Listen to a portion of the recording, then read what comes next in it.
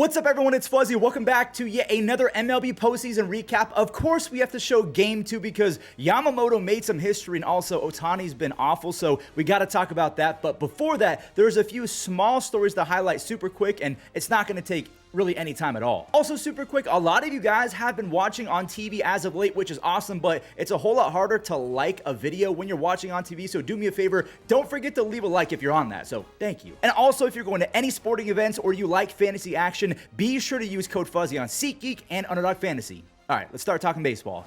Here's the start of these small little updates. Anthony Volpe might actually be fixed heading into 2026. So if you did not know, Volpe, he was playing with a partially torn labrum for pretty much the entirety of the 2025 season. I'm praying for his sake that he gets right and he fully breaks out next year, because before he had that torn labrum, which is a big deal, he had an almost 970 OPS and a positive outs above average. He has that dive against Tampa Bay on May 3rd where he tears it, and he had a sub 630 OPS the rest of the way, and he was a negative defender. So for Anthony Volpe's sake, I'm just praying that everything goes to plan when it comes to his surgery and he comes back out better than ever. Alex Bregman is officially opting out of his Red Sox contract. He had 2 years and $40 million left per year, so $80 million that he is leaving on the table. It wasn't exactly $40 million per because some of it was deferred, but he was on pace to get some top 5 MVP votes this past season before health issues really caught up to him. So the fact that he's going to be 32 years old in March. Do you guys remember the Gerrit Cole situation where he opted out to try and get an extra year at the end of his contract, and the Yankees, they called his bluff and Cole basically rescinded his opt-out. He did not get the extra year. So will the Red Sox oblige and give Bregman a few more years, or will they kind of pull a Yankees and say, okay, Bregman, go test the market, see if you can get similar numbers? You're not going to, so you're going to crawl back to us. I wonder if that's going to happen.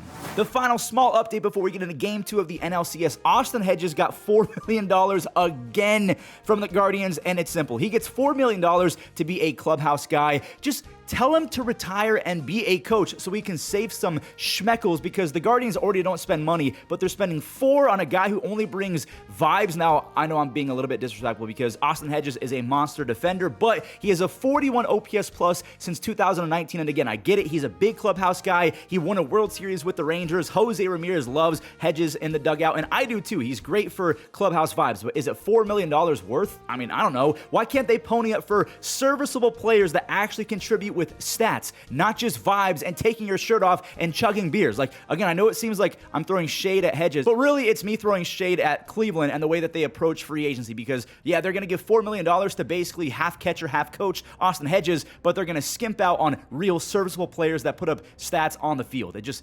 infuriates me.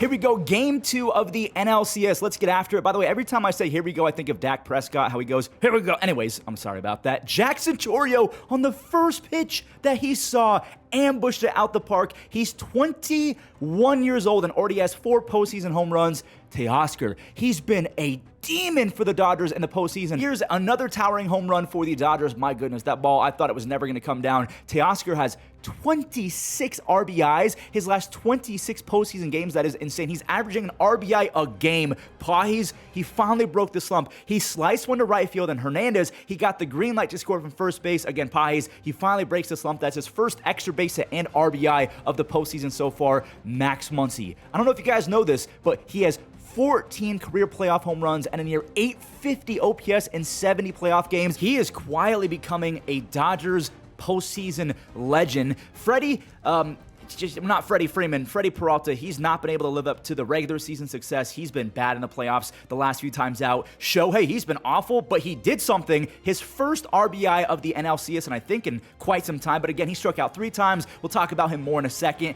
Tommy Tanks, he's almost batting .320 as a Dodger in the playoffs. He makes it 5-1 for Yamamoto, who cruised through all 9. I want to show all 9 of his frames and his 7 strikeouts, because he went 9 innings after Blake Snell went 8 innings. This is the first complete game in the postseason in 8 seasons, and Yamamoto just became the first Japanese-born player ever with a complete game. After allowing that first pitch home run to Jackson Chourio, he allowed just 2 base hits the rest of the way. He was out of his mind.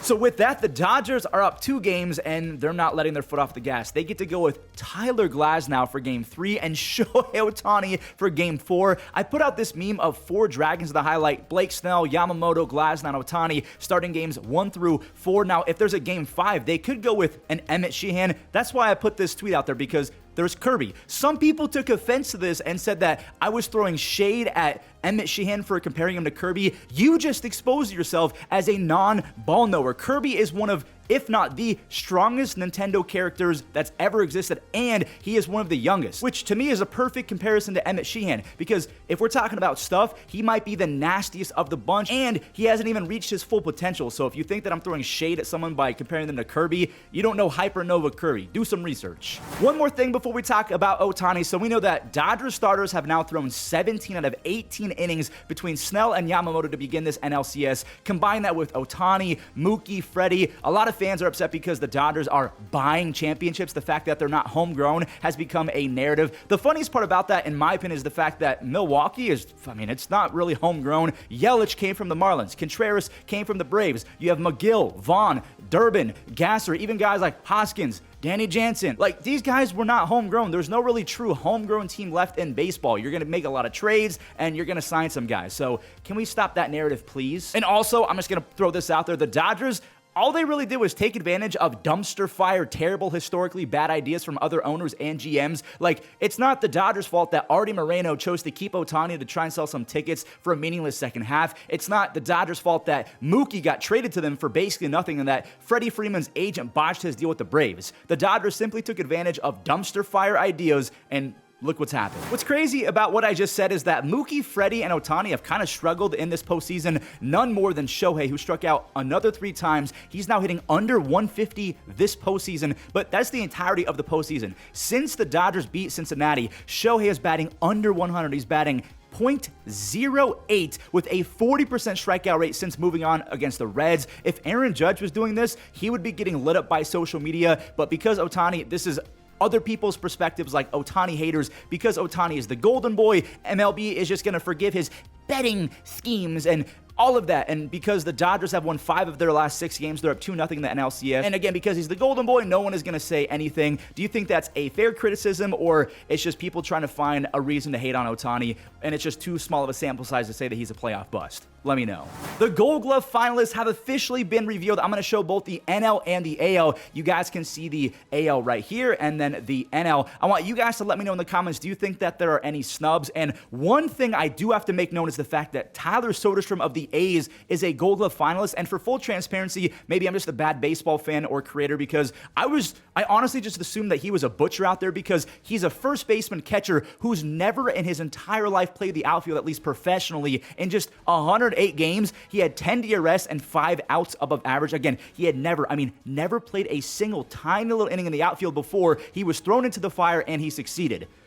Take notes, Rafael Devers. Some people have gotten on me like, Fuzzy, how did you not know that Soderstrom was a defensive monster? Well, I know I make MLB videos a lot, but I can't recite every single player and every single metric in the game. I wish I could. That'd be awesome, and it's a challenge for next year. But yeah, I didn't know that Soderstrom was that good. I also didn't know that Spencer Steer, a Gold Glove finalist, fixed his defense. I didn't know that until August. So I don't know everything, but I'm going to try to next year. That's my challenge. And there we have it. Another recap in the books. I'm going to leave you guys with this day in MLB history.